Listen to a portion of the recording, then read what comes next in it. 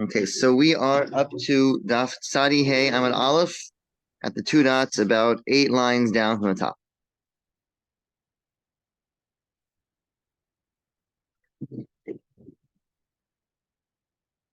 Ready? Give you a second to find the page. 95A, did you say? 95A, the 8th line at the two dots. Well, the seventh line. It's a quote from the Mishnah, and then we'll start the Gemara on the 8th line. So 7th line.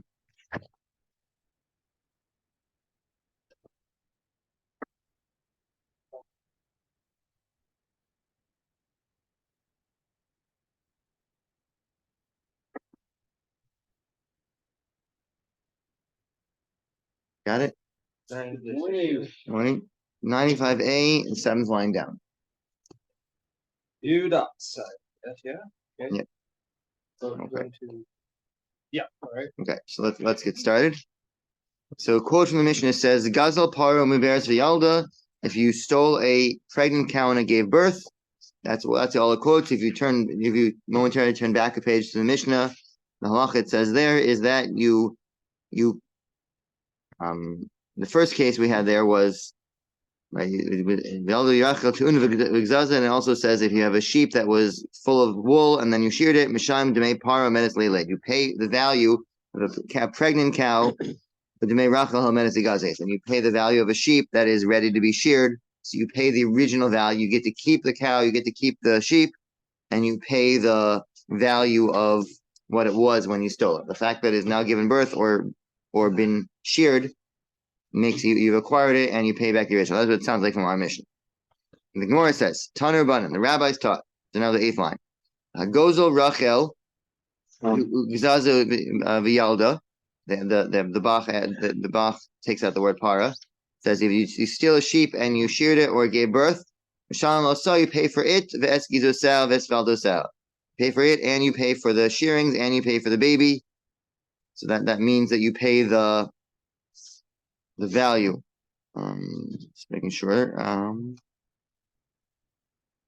Yeah, you pay for everything. You pay for the whole thing, whatever, and including what it was worth extra after you from the time you stole it to the time you sheared it, the time you gave birth, you pay the increase in value as well. That's what Meir holds. Rabbi Yehudah Omer, no, Gazela Choseres Be'ena, you just return it as is. You get to keep all that, anything you remove from it, you keep, and you return the animal as is. Shimon Omer, you look at it as if it was evaluated to you in money, meaning you pay for the original value. You don't pay for what it was worth when you stole when you sheared it. You don't pay what it's worth after you sheared it. You pay the value it was when you stole it. Now you want to ask the question. They ask the question. My timer de Rabbi Meir. What is the reasoning of Rabbi Meir? Rabbi Meir said that you pay for it and you pay for all the benefit as well. You pay the full value of everything. So what's the reason behind that? And the Bach has a little change here. Also, it says Mishum de Kasavar because he holds Shinim Kama Omeid. It's the same thing. He makes a comment. But is it because he holds that a change, like we talked about yesterday, that a change makes no difference? So even though it has grown in value, it doesn't matter. It still belongs to the owner. And then you sheared it, went down in value, it still belongs to the owner. Or Dilmor, perhaps, but almost Shinrikona. Really, in general, he holds no, when you make a change, you acquire it. And here he's making a fine on the thief where we want to punish him for stealing and trying to benefit from stealing. So you have to pay back the benefit you got from it. The my nafkamina, what's the difference? Either way, you have to pay it back. If it went down in value. If you hold that he holds that a shinui doesn't matter, you make a change in the object, it makes no difference. So whether it went up in value, when it went down in value, you pay the original price. So the opposite. If you hold a change in matter, you pay the current price. But up in value, you pay the current price. So similarly, you'd say when it went down in value, you pay the current price, you save some money. But if you say it's a fine, then when it up in value, we fine you. When it went down in value, then we don't let you off the hook. You still have to pay the original price. When up, you pay higher than the original price. When it went down in value, you still pay the original price. So if you say the basic halacha says you acquire it, then whatever it's worth, you don't acquire it, then whatever it's worth now, you give back. If you say it's a fine, then when it went up, we fine you. When it went down, we go back up to what it was when you stole it. So Tashma, let's see if we have a brisa that we can use to prove that point. Gezel behem, you stole an animal v'yiskina and it got old. Avadim, you stole slaves v'yiskinu and they got old. Mishalim, you pay the value at the time of stealing, even though it's now diminished in value, you pay the original value. Rameir says no, but Avadim, when it comes to slaves, you can say take them as is. Why slaves? What's the difference? Slaves are compared to land. So when we say land in general is not stolen, similar slaves can't be stolen because they're individual people. They're compared to land. They're individual. They're not really stealable. They still belong to the owner even if you steal them.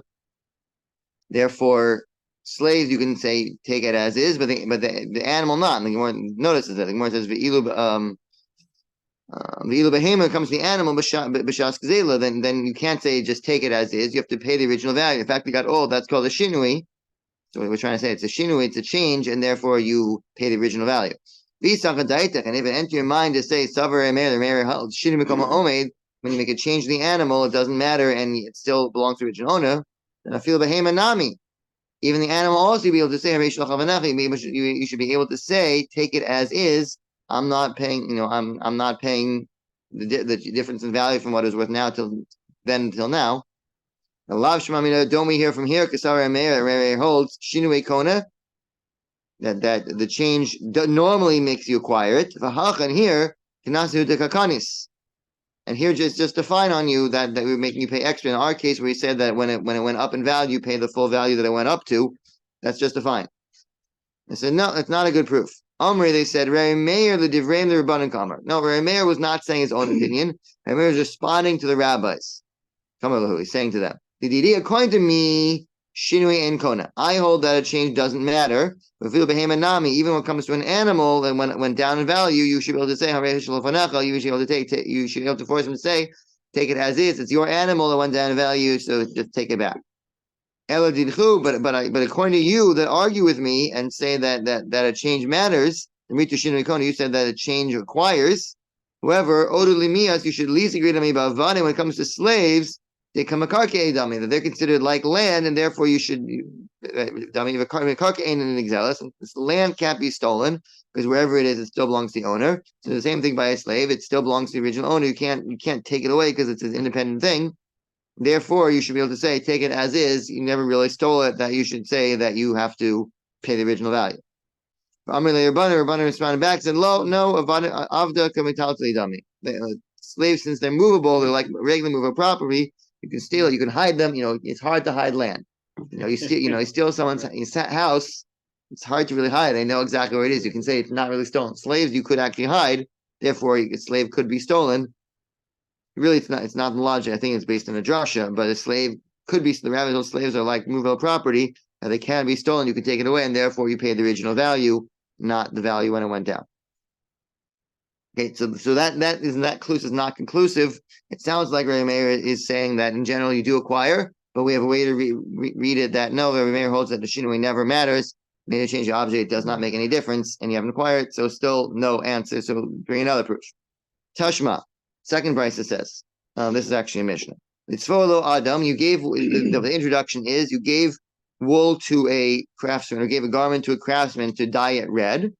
So Shachor, and he made it black. Or Shachor, you gave it to him to make it black. So Adam, and he made it red instead. So he didn't do what he was supposed to do. So this is not a case of a thief. This is a case of a craftsman, but it's the same idea. If you made a change to the object, if you say by a thief that you acquire it by making a change, we'll say the same thing when it comes to a craftsman. So what's halacha there? Meir said, no sin lo demate samro. You give the value of the wool, just the original wool. So demate samro in, we pay the value of the wool itself. That's what you pay. Demate samro shvach lo. It didn't say you pay the value of wool and the increase in value that had to it. And if you held savar Meir shinui in kona that the change does not make you acquire, that when you change an object you don't acquire it. You should give the full value as an increase. The fact that you change the value, the craftsman has to give the original. Meaning you don't want red clothing. You want black clothing, or vice versa. So why should I'm not going to hand you back the red clothing when you want black. So now I have to pay you. But if you say shinui doesn't acquire, the fact that you made a change to the object doesn't change the ownership. I didn't say then the whole thing was yours. I have to pay you the full new value, increase in value as well. If you say that Shinui does acquire, then the fact that I color the wrong color, now it's mine, just pay the original value.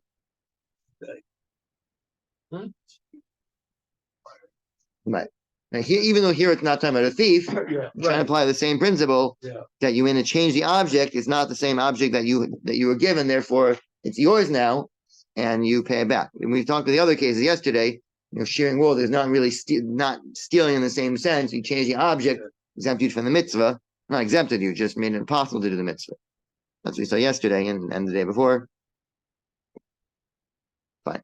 If you end your mind to say, I think we read that already. Or maybe not. But it's the same idea. If you thought that Remeir holds in general, that when you change the object, you do acquire it, you should have to you should have to pay back the full value of the wool plus the increase. Ella, rather, lav shmamina, don't we hear from here, Kesav Remeir, the Remeir holds, Shinui Kona, then general, you do, when you change the object, you acquire it. Here in the case of a thief, that was about the animal that gave birth, the animal that the wool got more valuable than he sheared it. That's a fine. Then that you just pay above and beyond, but really you do acquire, and the rabbis here in this case made you pay. And the craftsman, we're not going to fine you. You didn't do anything as wrong. It's still not not a good thing that he did, but it's not as bad. Therefore, we don't find that case. When it says Shema Mina, it's second Shema Mina. Generally, it says when you say Shema Mina twice, it means it's exclusive. It's proved now that Remeir does hold and generally do acquire with a change, and here's just a fine. Ikadami, those that say Haloi Boilan, no, that question we never had. We never had that question. Remeir for sure holds that you do acquire. Why? I mean, Afik Rav, because the fact that Rav later on, I'm going to see later on, Rav switched around the brisa. Vatani said Gezvel Parav Iskina, the same brisa we just said. Right? Rav switched around and said it backwards. So it says Gezvel Parav Iskina. If you stole a cow and it got old, Avadim Veskinu, and slaves and they got old, Masham Gishas Exelu, pay the original price. Divrei Remeir. That's where Remeir holds. So we switched around. Before we said the rabbis held that. Now Remeir holds that you pay the original value. You have acquired it. The rabbis are the ones who said, the rabbis said when it comes to slave, you can say take it back as is, even though it went down in value, I'm paying it back. The fact that we switched it around, and Remeir is the one that says you keep the object and you have to pay the original value. You see, Remeir clearly holds Shinui, the change does acquire for him. Vale the Remeir Shinui Kona. For certainly the Kohen Remeir, he made it change the object that has acquired it for you. And then, so what's trying to our Remeir that says that you pay a higher value than what you stole? Here, it must be a fine, kind of late to him. That's not the question. That we understand clearly. Remeir holds that. We have a different question. What's the question we did have? Haki boilan. This is the way we asked the question. When Remeir made the fine, we said you pay the extra. But Mazid, that's for sure when you made it, when you did it on purpose. When I on purpose stole from you, I did something wrong on purpose. When I accidentally took it away from you, low kanis, then maybe Remeir does not make a fine.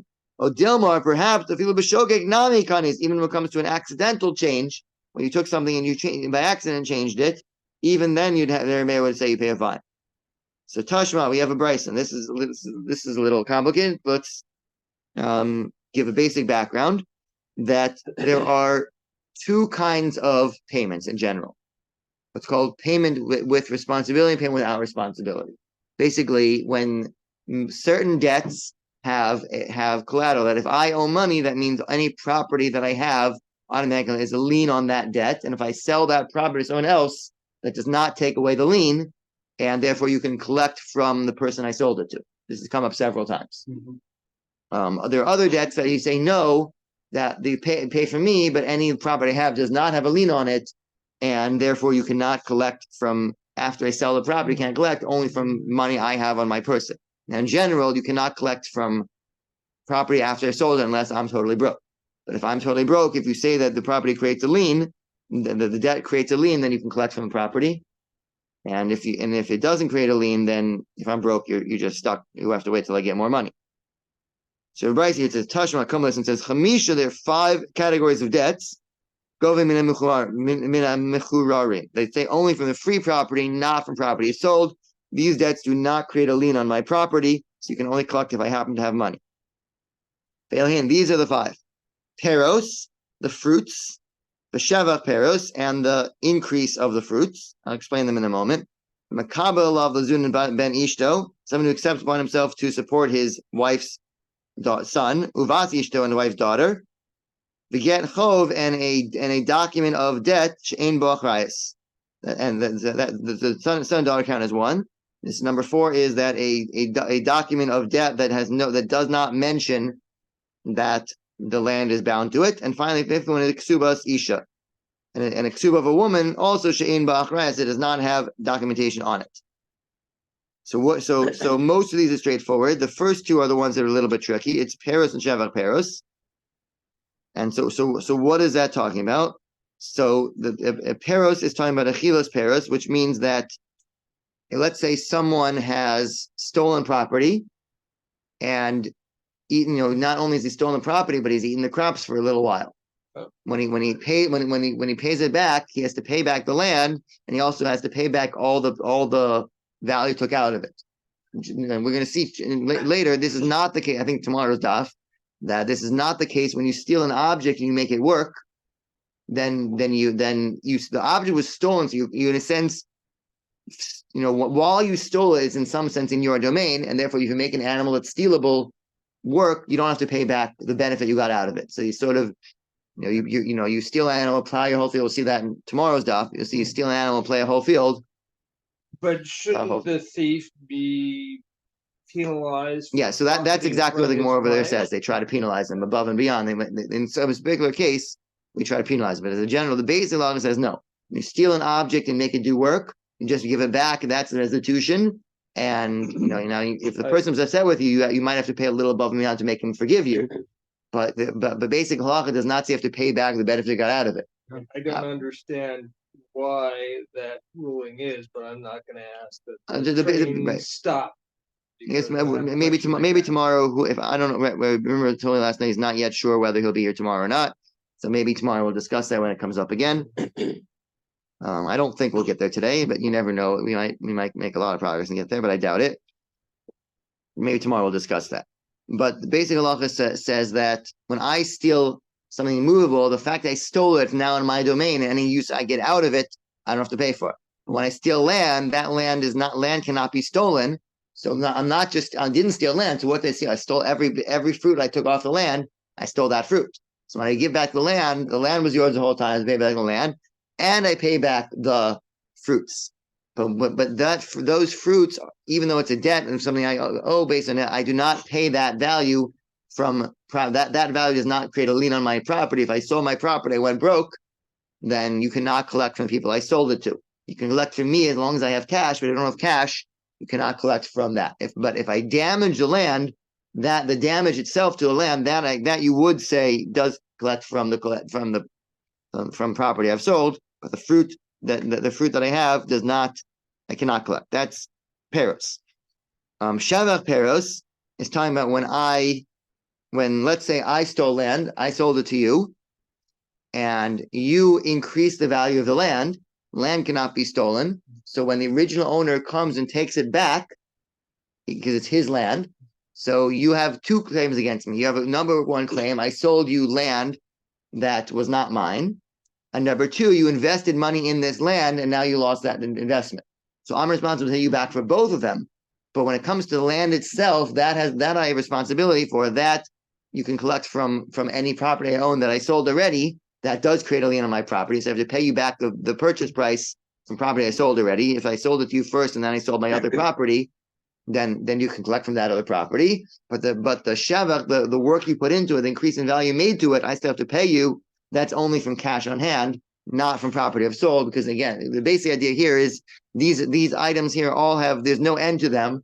So when people are buying from me, any limitless debt, if you say limitless debt creates a lien, it would make it too hard to figure out how much, what the value is, or how much of a collateral is on this, how much should I pay for this property? If it's a certain amount, I can make a risk calculation. Will this happen? Will it not?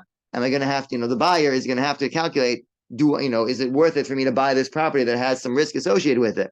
But if the risk is incalculable, then it doesn't work well for business. So we say incalculable risks do not create a lien. That's the basic idea here.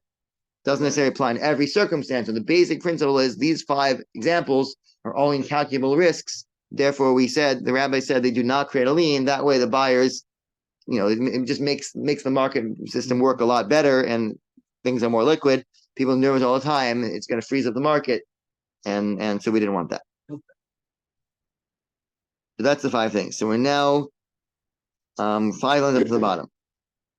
So we say, Man Shamisle, who heard you say to Amar, who did we hear that said, that putting responsibility on debt is not considered a mistake of a sofer. So the last 2 we said were a document of debt that does not mention responsibility, does not say it creates a lien on property. And Ksuba does not say it creates a lien on property. The normal text of Ksuba does create a lien on property, but he wrote it, but the Ksuba does not mention it. Now, someone's calling. Should I? No, never mind. It's definitely not someone local. Okay. Spam call. Yeah. So 5 lines up from the bottom of the page of Tzadi Hey Amarav. Okay, there you go. So we said who. I apologize for the noise from that. So it says the last 2 we said were a document of debt that does not mention that it creates a lien. The Ksuba doesn't mention creates a lien. Now we hold Halacha Lamaisa says if you left out the fact that a debt creates a lien or a Ksuba creates a lien, we say it doesn't matter, it creates a lien anyway. We say it's a mistake made by the scribe. The scribe made a mistake, he left it out. Unless the document specifically says this document does not create a lien, then the document does create a lien, whether you said it or not. The default is that the document does create a lien. Oh. If you specify it does not, it does not. But if you don't say anything, it creates a lien. But there are other opinions that say, no, if you didn't write that it creates a lien, it doesn't create a lien. Saying which is the opinion that says that? Man Shamazle, who did you hear? To Amru said, Acharayas, of the responsibility of creating a lien, Lav Talasofer was not considered a mistake of a scribe, that if you left it out, it means it's not there. Rabbi Meir, that's Rabbi Meir who holds that. So this brisa clearly is Rabbi Meir, and Rabbi Meir clearly holds that it does not. Rabbi Meir is the one who says it does not create a lien unless if say it creates a lien. The Ketani, and it says in this brisa also, Peros, the fruits, V'shavach Peros, and the increase in value of the fruits. Shavach Peros, what's the case of talking about the increase in value of fruits? Hechidan, what's the case? Well, it should go in the case is Shegazl Sada Mechavero, like we said before, you stole a field from your friend, Umachar La'ach, you sold it to the second person, the third person, the original owner, the thief, and now there's a buyer. Vishpicha, and the buyer increased the value. Yotzi Tachas Yado, and now it comes out of his hand, when the original owner comes to collect it back. The original owner, so it's coming out of the hands of the buyer. Gova, when the original owner, when the buyer collects money back from the thief who sold to him illegally, and therefore he can get paid back. Gova, as a Karen, takes the original purchase price. Let me finish the sentence. From collateral, even from property that's been sold. Yeah. What if the stolen article in question has risen in value through no action or anything that the thief has done? A real life example would be artwork stolen from Jews in World War II, turning up in a museum today, and the value has increased by millions since the original theft. So you would give it back as is, and you would not get any compensation for the increase in value. So the thief would be able to pocket. No, the opposite. Okay, you have to get the painting back as is in this question. Right, you give the painting back as is, and the buyer would get to refund the price he paid. I see. So the thief is not getting any profit from it, and the buyer's not getting anything. All right. If the buyer put work in, then he gets paid back at least a share of that work he put in. Mm-hmm. But if it happened by itself, then there's no work that he should get paid for. So he gets back his original purchase price from the thief, but nothing more. And he gets the painting back. And the owner gets the painting back. All right. Yeah. Okay. So here it says, Go visit Karen. There's the top line on Tzadi Haman Beis. Go visit Karen when the buyer gets reimbursed for his expenses. So he gets reimbursed for his purchase price that does create a lien on property. You can get it from bound property, meaning property that's been sold by the thief after he bought this one. And as a shevach, with the increase in the investment he made in the land, he gets paid that back only from free property, because it does not create a lien. The asa bal ara, because the owner of the property comes the shakel ara v'shvacha. He takes the property and the increase. So you see that the land was not stolen, and the increase goes back to the owner, and just the buyer who invested in it can collect that value from the thief who sold it to him. What's the case here? Lav army time of Amma Aretz, that an Amma Aretz, someone who's not educated, Delo Yad the card Nixelis, he doesn't realize that land is stolen. Or he doesn't know whether land can be stolen or in an exhaust, it can't be stolen. When we say we know that land cannot be stolen, it belongs to the original owner. So when you made an investment, you had in mind that what's exactly going to happen. But if you didn't know that land can't be stolen, you thought you owned this property and you didn't think you do anything wrong. You thought that this land was stolen. Now it's mine. I'm increasing my own property. It's an accident. And even so, even though he was an accidental, there was an accident, he didn't do the wrong thing on purpose. He made these changes by accident. And even so, the owner comes and takes the land and its increase. We see from that, that even when it's done accidentally, there's a fine. The fact that he didn't realize he was doing anything wrong, and increase the value, and the owner comes and takes even the increase in value. And so you see from that we fine him even though he didn't realize he was doing anything wrong. I mean, they said, no, that's not true. When the buyer is a Talmud Chacham, but Yoda, and he knows the land wasn't stolen, so when he did it, he knew he was doing, he knew he was investing in land that wasn't his, and that's why we fine him, because he knew he was doing the wrong thing. He knew that he was changing an object that didn't belong to him. That's why we fine him and take away the property itself, and the increase also. So this is someone who bought property from the thief. Right, he bought stolen property and invested in it. He invested in it. So we're trying to say no. He knew that he didn't deserve, that this property was never acquired to him because land can't be stolen. In fact, he invested. That's worthy of a fine. So we have another brisa. Again, the point we're trying to prove is: does Rabbi Meir say, when Rabbi Meir says when you increase the object in value, pay back even the increase? Does that apply only when he did it on purpose, or when it was done by accident? Even when it was done by accident. So Tashma, we have another brisa. This one will look familiar. It's a Mishnah. Look familiar. We had it earlier today. It's volo adam. Someone gave wool to a garment to a craftsman, dye it wool to a craftsman, dye it red. So Shachar made it black, or Shachar wanted black with volo adam, and he made it red. Meir says no sin lo demate samro. You pay back the value of the original wool. Gemara says demate samro in the value of wool. Yes, that's what you do pay back. It's samro v'shvachu lo, the value of the wool plus the increase in value that you don't have to pay back. If it enter your mind to say b'shogeg nami kanis, that you also made a fine on by accident, and here it's called accident because most people don't realize that it's such a bad thing to not do what the owner said. Rashi points out. So it's called an accident even if you change it on purpose, because he didn't steal anything. He's not doing something as wrong as when you steal it and then you invest in it. Here, he's just doing color the wrong color, but it's not as bad. So that's called an accident. Could he do it intentionally? But even if he did change intentionally, it's still called an accident because he doesn't realize he's doing something wrong. Oh, meaning he thinks, okay, he wants red, I'll do black. I feel like coloring black. It's not, he's not trying to steal it. He's planning on giving back the guy a black shirt instead of a red shirt. And we're talking wool, but it's something black. It's not as bad. And so he did it. It wasn't on purpose. He wasn't coming to say, you want red, I'm making it black. And that's not what he's trying to do here. And if it entered your mind to say that even by accident I may have made a fine, then he should have to pay the value of the wool plus the increase in value because he never acquired it. Rabbinically, we say that they would fine him and pay the increase in value, even not just the original value. Rather,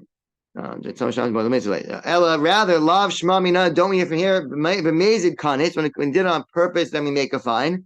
But when he increased it by accident, lo kanis, he do not make a fine, just pay by the original value. Shma mina, that is conclusive. That is what Rabbi Meir holds. Rabbi Meir holds that shinui does acquire. When you make a change, then you have acquired it now, and you pay back the original value unless it was done on purpose.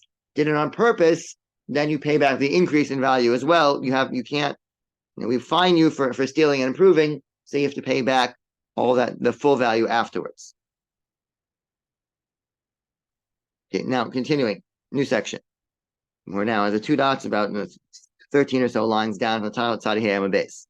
Meir Omer, so we had three opinions in the Brisa. So we had Rabbi Meir, Rabbi Yehudah, and Rabbi Shimon. So Rabbi Yehudah Omer, Rabbi Yehudah. Rabbi Yehudah says, you return the object as is, even though it's been changed. Rabbi Shimon says, Rowan Oso, we look at the object, he shuma etzlo bakesef. That is, it was valid him for money, you pay back that money.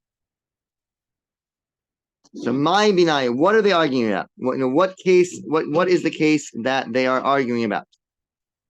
So it says, Amar Rav Zvid, b'shevesh al gabe gzela k'mefli. They're arguing on the increase that's on the back of the stolen property. Rabbi Yehudah holds the nigzul have, that it belongs to the original owner. That if, even though I made the value go up, I pay back the original. I pay back the increase as well. Rabbi Shimon and Savar, no, the gazlan have, it belongs to the thief. The thief did work and increase the value, so he gets to keep the increase in value that belongs to him since he increased it. Now Papa says no. The Kollel Alma, everybody agrees. Shevesh al gabi gevela de nigzal have.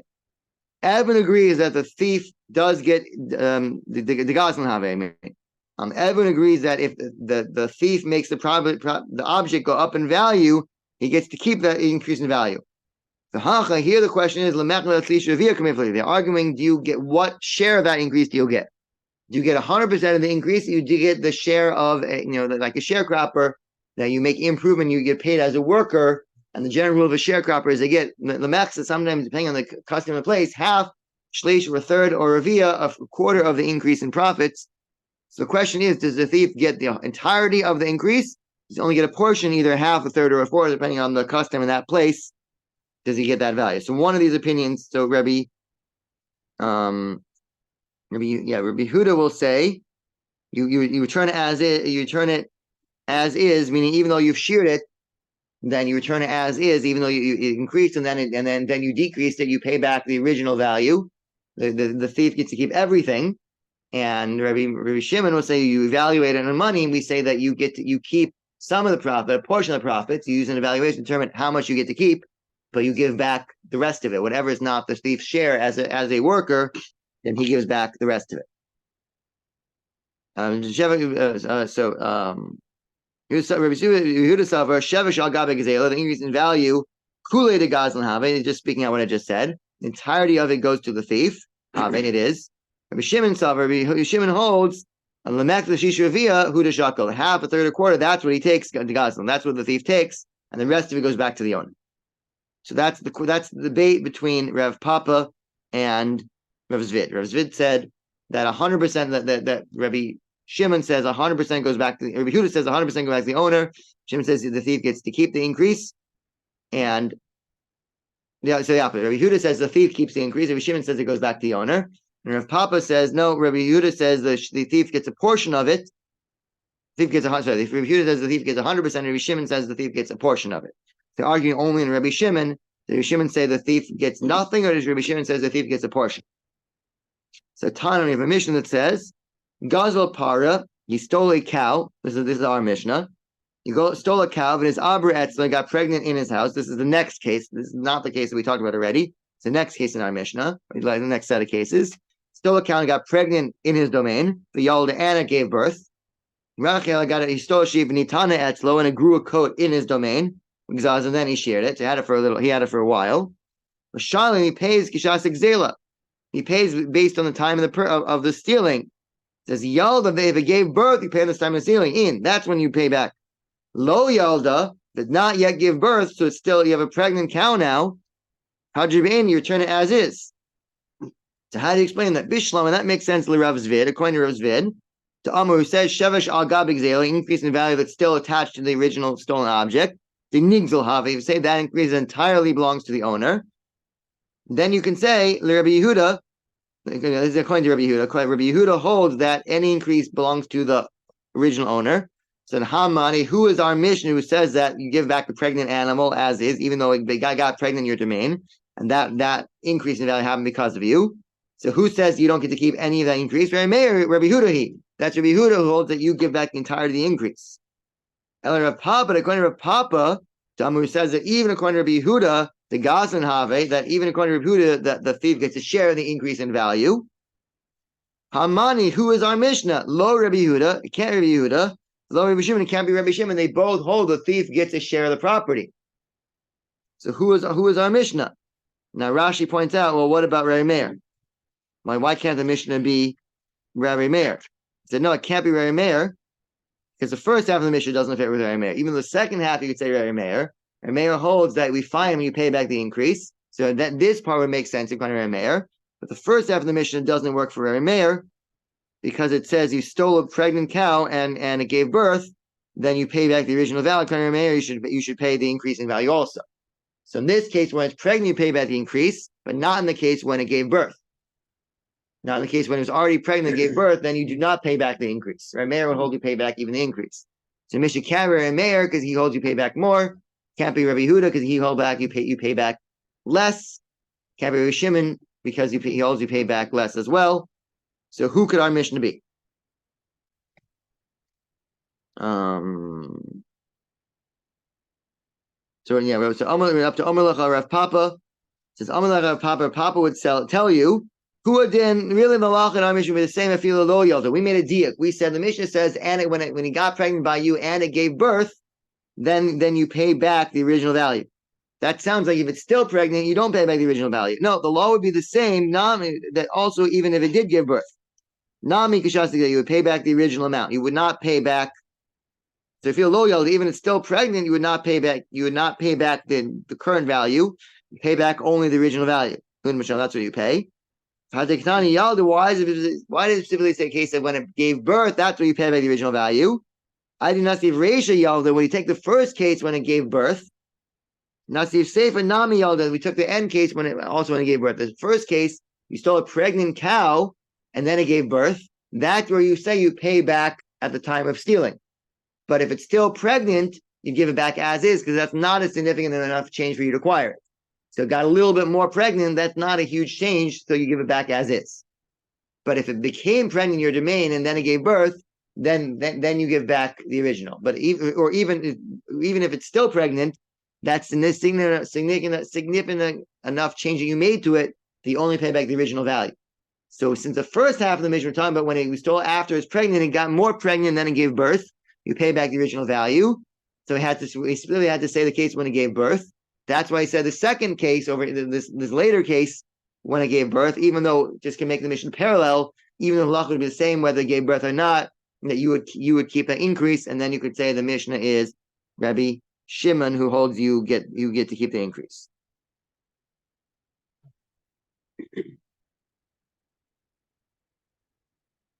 It's like so Tani Kavasi the Rav Papa. We have a brayso that says like Rav Papa that says that everyone agrees, Rabbi Shimon and Rabbi Yehudah both agree that you keep the thief gets at least a share of the increase he's put into it.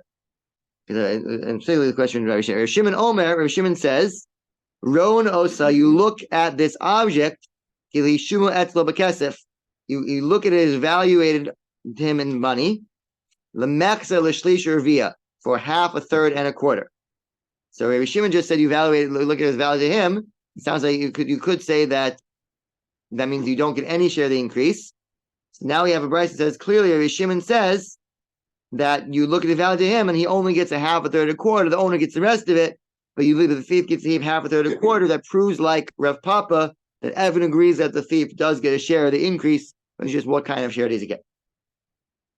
So Amar Rav Ashi says, Kavinan Bei Rav Kahana, when we were in the yeshiva Rav Kahana, we asked the following question.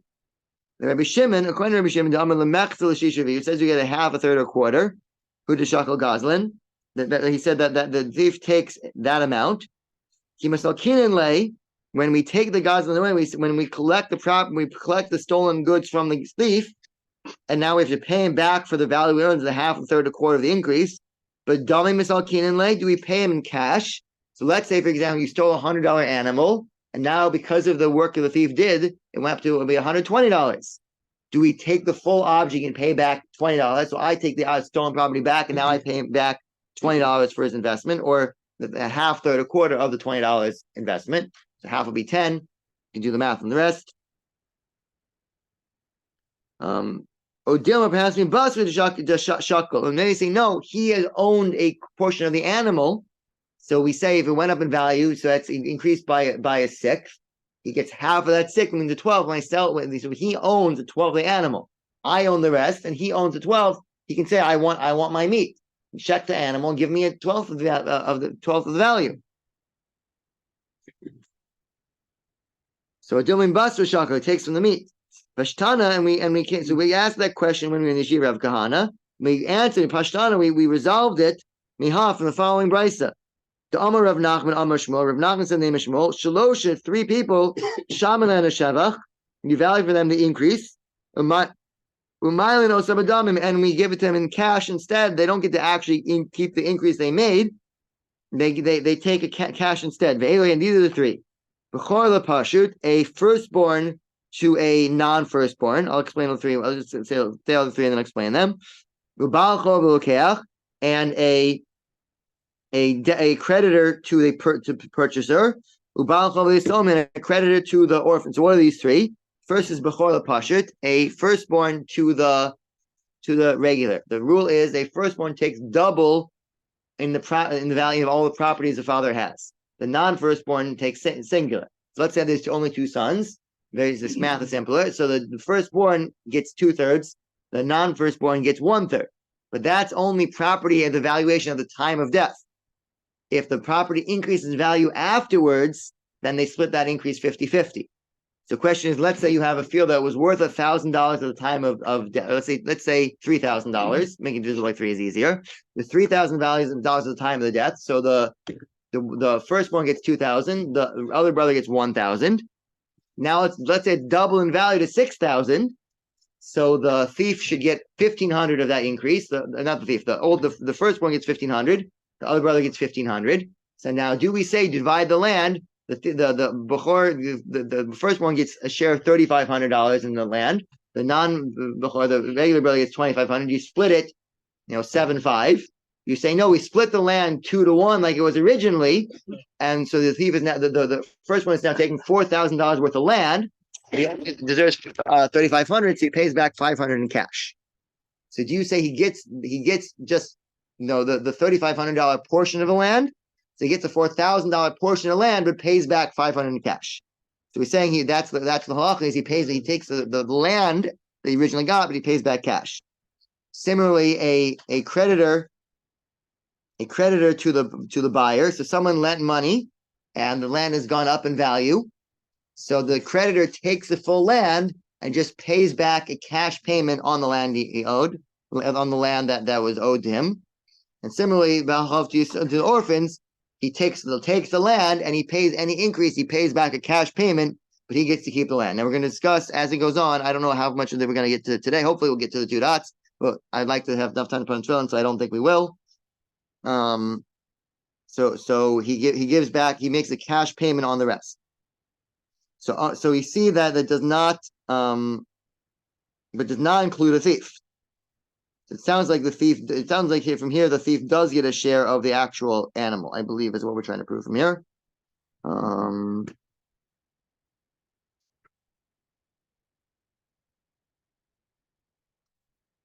Yeah, I think it sounds like the thief does not included here. The thief would get a share of the actual animal. So Amalei says, let's skip something. So Amalei Ravina Ravashi. Ravina said to Ravashi, Mi Amar Shmuel. Did Shmuel really say when the creditor gives to the buyer of the field the increase in value? The Amar Shmuel says Baal Chov Goves Shavach. The owner of the creditor does collect the increase in value. So the contradiction in Shmuel? Does Shmuel say the creditor collects the value? Creditor doesn't collect the value. And they said lo kash is not a contradiction. One of these brises is talking about when the increases reach the shoulders. So one is talking about when the increase not reach the shoulders. What does that mean? It's a machlok is exactly what it means. I'm not getting into the whole thing. It's too complicated, but the basic idea, one opinion says it means when is the property is the land ready to be harvested? That's called reach the shoulder. I mean, it's up to your shoulder in height. It's not really part of the land. That's considered separate, as opposed to when it's still attached to the ground. Then he would collect. That's one way to learn it. The other Shemi Milaksavi means it came from his shoulders. When he put in his shoulder work, he invested in it. He put in his hard work, and that's what it means. Reach the shoulder. Either way, you say that the one verse that says you collect it, that's when it doesn't reach the shoulders. When it says you don't collect, that's when it does reach the shoulders. When it says Amalei, he said back, that's not a good answer. It happens all the time. Shmuel does collect the filu shavim miliksav, and you can't say that he doesn't collect from the shoulders. He collects even from the shoulders, so that's not a good answer. Amarle said lo kasha. No, it's not a contradiction. It's not a contradiction. One case it says you get the full value. Demasle kashir ara vishvacha. The value of the debt is the value of the land, including the increase in land. Then you collect everything. The other case, the value that was only the original value of the land. That's where you collect the land, and you leave the increase in value for the land.